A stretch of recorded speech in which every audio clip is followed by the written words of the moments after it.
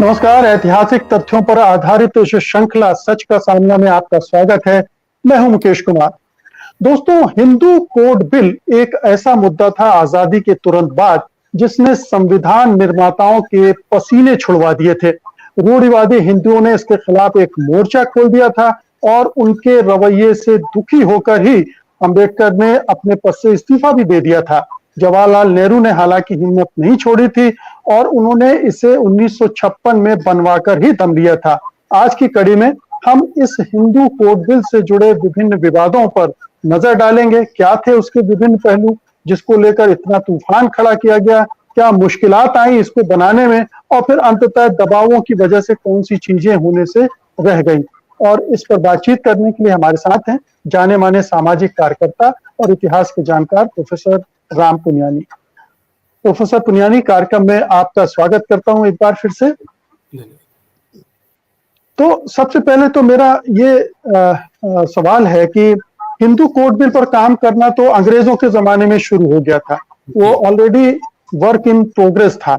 इसके बाद जब भारत आजाद हुआ तो संविधान निर्माण की जिम्मेदारी हिंदुस्तानियों पर आई और उन्होंने इस पर नजर डाली और सबसे ज्यादा इस मामले में जो प्रतिबद्धता दिखती है वो जवाहरलाल नेहरू और अंबेडकर साहब में दिखती है कि वो इस तरह के एक कोड को बनाए, क्योंकि हिंदू समाज में इतनी विविधताएं हैं, भिन्नताएं हैं कि उसको, बल्कि एक नेक इच्छा के साथ जो नेहरू कहते हैं कि हिंदू समाज को एक करना है और हिंदू समाज एक होगा तो देश की एकता भी ज्यादा मजबूत होगी।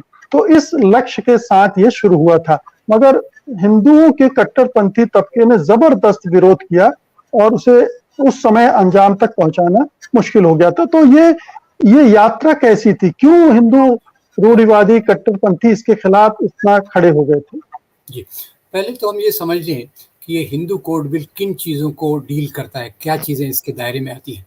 क्योंकि अंग्रेज़ जब आए तब यहाँ उन्होंने एक तो अलग अलग समाज को देखा, उनके अलग अलग पैटर्न्स को देखा और उनमें जो तौर तरीके थे उसमें से कुछ चीज़ों को उन्होंने, जो धर्म गुरुओं को द्वारा बताई गई, हिंदुओं के धर्म गुरुओं द्वारा, मुसलमानों के धर्म गुरुओं द्वारा, क्रिश्चियन, वो उन्होंने लेकर एक कानून बनाने की कोशिश की।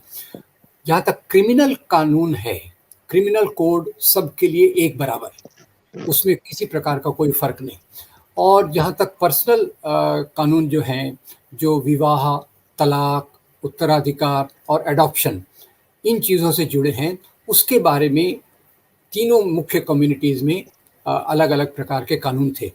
और हिंदुओं में और एक समस्या ये थी, समस्या या विविधता, जैसे वास्तव में देखा जाए तो हिंदू धर्म की विविधता है कि इसमें वेद हैं, स्मृति है, श्रुति है और अलग अलग प्रकार के ऐसे स्रोत हैं जहाँ से एक कानून आगे आके बन सकते हैं। तो उसमें भी एक प्रकार का कन्फ्यूजन, अब जैसे हिंदुओं में देखा जाए तो एक तो मिताक्षरा और दूसरा दयाभाग, ये दो प्रकार के कानून और नियम चलते हैं।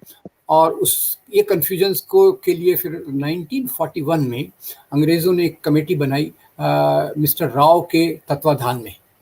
उसको काम ये दिया गया कि आप हिंदू लॉज को कोडिफाई करें, और हिंदू लॉज को जो कोडिफाई करने की उनका जो ड्राफ्ट था वही बाद में 1946 के बाद में अंबेडकर जी ने लिया, 1947, और फिर संविधान बनने के बाद, जैसे आपने बहुत सही तरीके से याद दिलाया कि इस पर प्रतिबद्धता तो नेहरू की बहुत मजबूत थी। अब खैर, अंबेडकर ने जब इस पे काम किया तो उनके सामने भी ये सब चीज़ें आई, तो क्या किया जाए। अंबेडकर ने एक, जो मेरे हिसाब से एक बात को अपने दिमाग में रखा, वो ये है कि सिविल कोड ऐसा होना चाहिए जिसमें औरतों को बराबरी का दर्जा दिया जाना चाहिए। यहाँ मैं एक मोटे तौर पर एक बात कर दूं, वो क्रिश्चियन सिविल कोड हो, मुस्लिम सिविल कोड हो, हिंदू सिविल कोड हो, सब में औरतों का दुय्यम दर्जा है। अब जहाँ तक हमारा संविधान है उसमें यूनिफॉर्म सिविल कोड की बात की गई है, आजकल उसके ऊपर भी डिबेट चलते हैं। यूनिफॉर्म सिविल कोड के पीछे मेरी समझ ये है कि जेंडर जस्ट ऐसे कानून जो स्त्रियों को बराबरी का न्याय देते हैं, उसकी तरफ एक इशारा था जो अभी तक हम प्राप्त नहीं कर सके। तो खैर, अंबेडकर ने पूरी एक प्रतिबद्धता और निष्पक्षता के साथ हिंदू कोड बिल बनाया, जिसमें मुख्य रूप से जो प्रॉपर्टी है लड़के को भी मिलेगी, लड़कियों को भी मिलेगी, पॉलीगैमी, नहीं चलेगी, और जो विधवा है उसको भी उसके पूरे अधिकार मिलने चाहिए, जो स्त्री धन है उसका भी बंटवारा बराबर होना चाहिए, और जो आपकी बहू है जो विधवा हो गई है उसको भी पूरे अधिकार मिलना चाहिए। ये सब जो चीज़ें उन्होंने लाई, तो इससे पूरे समाज में एक हलचल मच गई कि ये क्या हो रहा है, इसमें तो हमको लड़कियों को भी वो चीज़ें देना पड़ेगा जो हम लड़कों को देते हैं। तो समाज में भी एक उथल पुथल थी, और इसके कारण जब ये कोड ऊपर गया तो सबसे पहले तो हमारे राष्ट्रपति महोदय ने इसको वापस कर दिया कि जी डॉक्टर राजेंद्र प्रसाद ने कहा कि ये तो मैं इस पर साइन नहीं करता।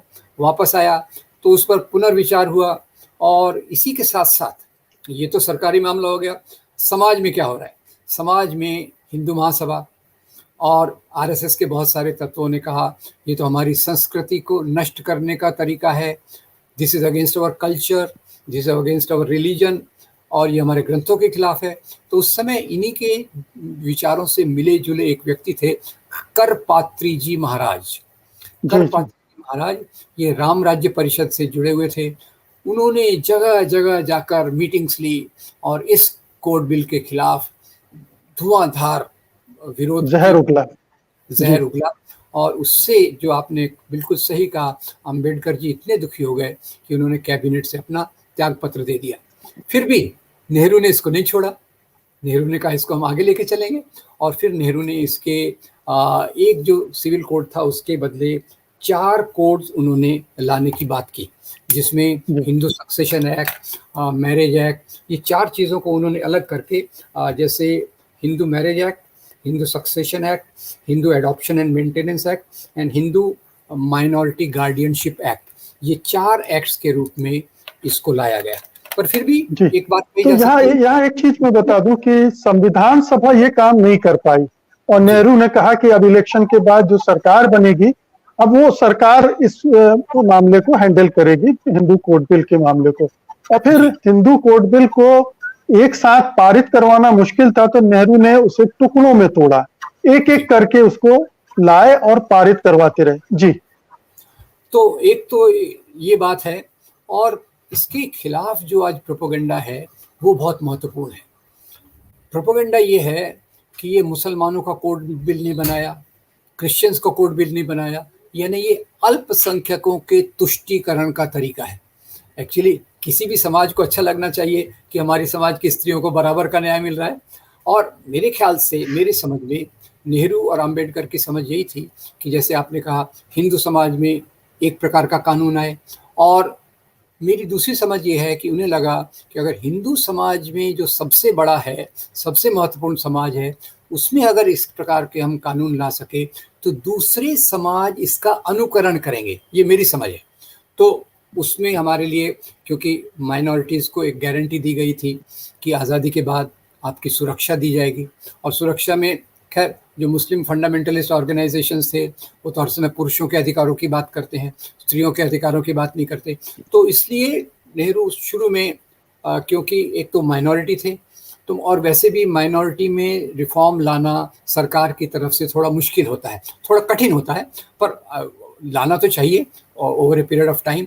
तो शुरुआत में इसलिए उसको अलग रखा गया, पर आज इसके खिलाफ जो आपने शुरू में कहा प्रोपेगेंडा इसलिए किया जा रहा है कि ये जैसे मुसलमानों और क्रिश्चियंस का तुष्टीकरण की चाल थी, जबकि मानता हूँ मैं कि ये एक एक करके समाज को बेहतर समाज के लिए, न्यायपूर्ण समाज की तरफ जाने का एक कदम था। जी। तो ये बताएं कि इस सब की कवायद के बावजूद ये माना जाता है कि हिंदू कोड बिल वो उस रूप में नहीं आ सका जिस रूप में शुरू में अंबेडकर और नेहरू चाहते थे, और फिर वो उसमें काफी समझौते किए गए, काफी दबाव में आकर बहुत सारी चीजें छोड़ी गई। तो वो कौन से मुद्दे थे, कौन सी चीजें थी जिनको छोड़ दिया गया और वो अभी बाकी रह गई हैं? देखिए, उसमें मुख्य रूप से जो चीज़ों को छोड़ा गया उसका ज़्यादा का संबंध स्त्रियों की इससे अधिकारों से जुड़ा है। उसमें इनहेरिटेंस है, जो एडॉप्शन है, उन कई चीज़ों में स्त्रियों को उतने अधिकार नहीं दिए गए, जिसको थोड़ा सा डाइल्यूट किया गया। हम मोटे तौर पे कह सकते हैं कि उत्तराधिकार और एडॉप्शन और प्रॉपर्टी इनहेरिटेंस, इन मामलों में थोड़ा सा इसको हल्का किया गया, और उसके आधार पे फिर पार्लियामेंट में ये पास हो सका। क्योंकि पार्लियामेंट में भले ही कांग्रेस की मेजॉरिटी थी, पर इस प्रकार के सोच रखने वाले तो बहुत सारे थे जो इस प्रकार के सुधारों का अंदर से विरोध करते थे, तो उन चीज़ों को पीछे रखा गया। जी, लेकिन ये तो आम धारणा है, बल्कि अदालतें भी बार-बार कह चुकी हैं कि अब महिलाओं का प्रॉपर्टी में बराबर का राइट्स है। हिंदू समाज ने देना नहीं शुरू किया, ये बात अलग है।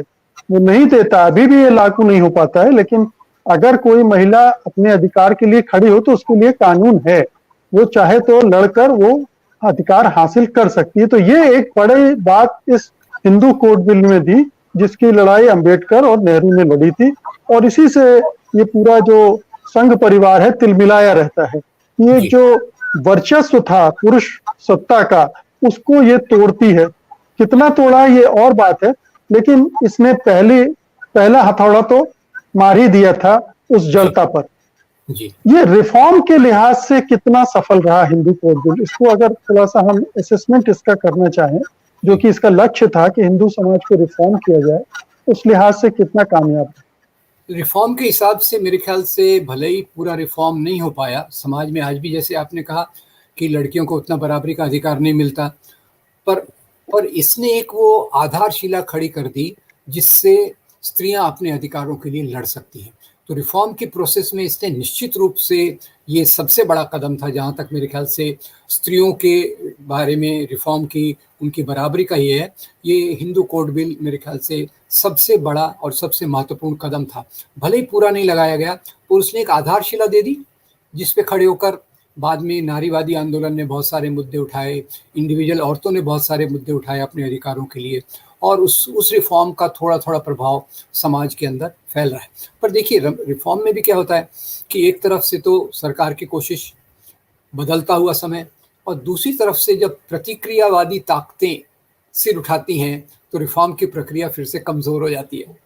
अब आप देखिए, जो भी राजनीति धर्म के नाम पे चलती है वो पितृसत्तात्मक पैट्रियार्कल मूल्यों को लेके चलती है, तो इसलिए भी रिफॉर्म की प्रक्रिया स्लो हो जाती है। अब आप देखिए, मैं एक दूसरे उदाहरण के रूप में दे रहा हूँ कि जैसे लड़कियों को भी अपने जीवन साथी का चुनाव करने का अधिकार होना चाहिए। अब उसको दबाने के लिए आज वो लव जिहाद नाम की कैंपेन जो शुरू की जाती है, तो उससे रिफॉर्म की प्रोसेस तो स्लो हो जाएगी, लड़कियों पर बंधन तो ज़्यादा आ जाएगा। पर जहाँ तक एक कदम का सवाल है जिसने रिफॉर्म की प्रोसेस में, सुधार की प्रोसेस में सबसे बड़ी मदद की, और निश्चित रूप से सती प्रथा एबॉलिशन के बाद ये हिंदू कोड बिल सबसे बड़ा कदम था।